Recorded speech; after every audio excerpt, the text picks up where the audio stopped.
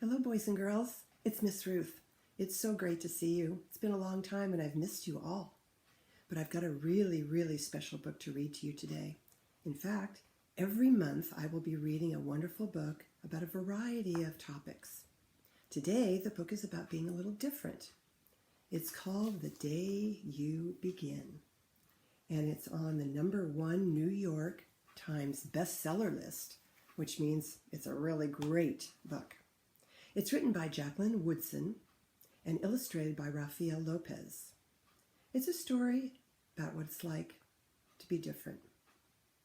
So let's get started. Right on the cover, I want you to pay attention to some of the rulers that you might see. Why don't you count them and see how many you find throughout this story? I'll tell you how many I think I found at the end. There will be times when you walk into a room and no one there is quite like you. Here's the little girl on the cover. Oh, here's another ruler. And she's peeking into a classroom. And she looks a little scared. Maybe it will be your skin or your clothes or the curl of your hair. All 4 of the children do look different.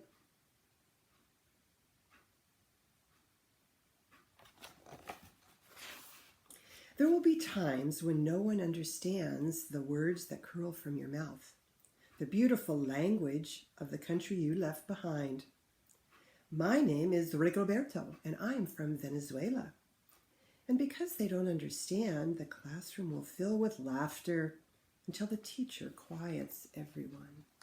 So here's Rigoberto, and he feels a little different than the others because he's from a different country. Probably speaks a different language. Rigoberto from Venezuela, your teacher says so softly and beautifully that your name and homeland sound like flowers blooming the first bright notes of a song. I just love the illustrations in this book. And there he is. The teacher said his name's so nice, Rigoberto from Venezuela. There will be times when the words don't come. Your own voice, once huge, now smaller.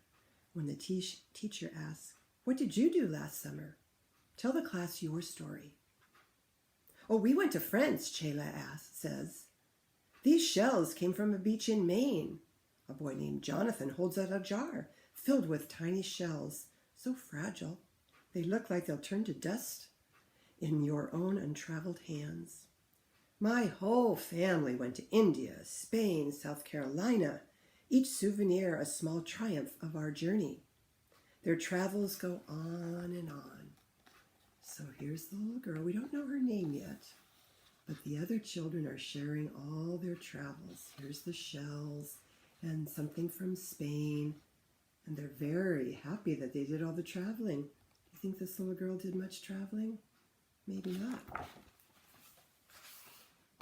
And as you stand in front of that room, you can only remember how the heat waved as it lifted off the curb, and your days were spent at home, caring for your little sister, who made you laugh out loud and hugged you hard every nap time. You can only remember the books you kept on reading long after she had fallen asleep. And in that room, where no one else was quite like you, you'll look down at your own empty hands and wonder, what good is this when other students are flying and sailing and going places?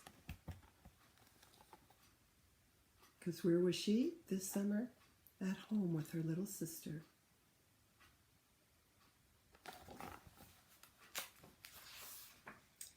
There will be times when the lunch your mother packed for you is too strange or too unfamiliar to others to love as you do. Now here's another character in the story and it looks like she's kind of hiding maybe her lunch from the other children who maybe haven't seen that lunch before. Maybe it's something new and different. Even when your own friend Naja will wrinkle her nose and say, "What's in there anyway?" And you'll wonder how she doesn't see the rice beneath the meat and the kimchi. Some of you I know what kimchi is, but some of you might not. It's a Korean dish, and it's lots of vegetables, and it goes great with rice. You'll wonder why she doesn't remember that rice is the most popular food in the world. Did you know that? I might have thought it was pizza or tacos, but it's not. It's rice. That's true. So her friend is looking on to see, what is kimchi? I'm having a sandwich. What are you eating? She might be curious, though, to find out. There will be times when the climbing bars are too high, the run is too fast and far. The game isn't one you can ever really play. I don't want him on my team. You can just watch. Maybe you can have a turn later. So here's another character in the book. He's way over here. And they told him, you can't be with us, and maybe we'll pick you later. So he looks a little nervous. And what do you see along here?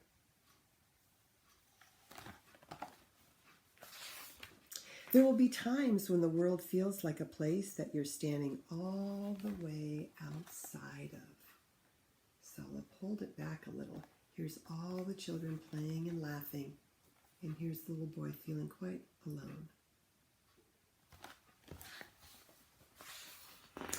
And all that stands beside you is your own brave self, steady as steel and ready, even though you don't really know yet what you're ready for. What can he do? What can the other little girl do to feel like they fit in? There will be times when you walk into a room and no one there is quite like you, until the day you begin to share your stories. My name is Angela. Oh, we know now. And I spent my whole summer with my little sister, you tell the class. Your voice is getting stronger than it was a minute ago. We were reading books and telling stories, and even though we were right on our own block, it was like we got to go everywhere. So there's Angelina, and there's her little sister. You know stories and books take you on adventures, and it sounds like they're having a great one. Your name is like my sister's, said Rigoberto from Venezuela. Her name is Angelina, too. And all at once, in the room where no one else is quite like you, the world opens itself up a little wider to make some space for you. So now they're starting to talk and share stories.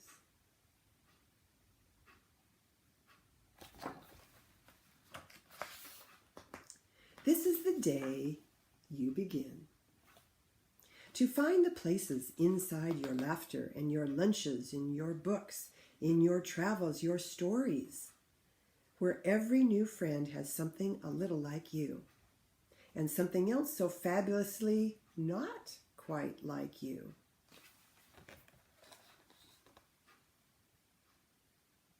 They look very happy now. And that's the end, boys and girls. So let's talk just a minute about what lessons we learn from those stories.